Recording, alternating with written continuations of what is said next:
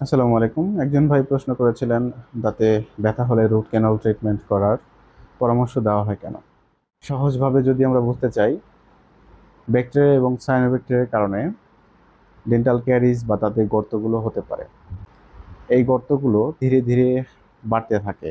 প্রথমে enamel layer এবং পরে ডেন্টাল লেয়ার নষ্ট করে দিয়ে দাঁতের ভিতরের অংশ, দন্তমজ্জা বা পাল্প সংক্রমণ করে। যখন দাঁতের গর্ত বাড়তে বাড়তে দন্তমজ্জা পর্যন্ত চলে যায়, তখন একটি দাঁতে অনেক বেশি ব্যথা অনুভূত হয়। এ সময় আপনার দন্তমজ্জা বা ডেন্টাল পাল্প নষ্ট হয়ে যায় বা পচে যায়। এ সময় দাঁতে রক্ত চলাচল ব্যবস্থা থাকে না এবং দাঁতগুলো মারা যায়। এই কারণে দাঁতগুলো ধীরে ধীরে ভঙ্গুর হতে থাকে এবং নষ্ট হয়ে ভেঙে যেতে থাকে। দাঁতের এই অবস্থা থেকে দাঁতকে ভালো রাখতে এবং দাঁতটি পুনরায় ব্যবহার করার জন্য রুট ক্যানাল ট্রিটমেন্ট করার পরামর্শ দেওয়া হয়ে থাকে। রুট ক্যানাল ট্রিটমেন্টের মাধ্যমে একটি দাঁত ব্যথামুক্ত হয়, ইনফেকশন মুক্ত হয় এবং লাইফ টাইম ভালো থাকে। রুট ক্যানাল ট্রিটমেন্টের পরে ক্যাপ করা অবশ্যই জরুরি।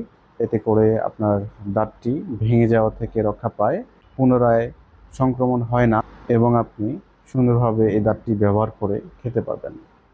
আমাদের ভিডিওটি ভালো লাগলে অবশ্যই ফলো করে পাশে থাকুন। ধন্যবাদ।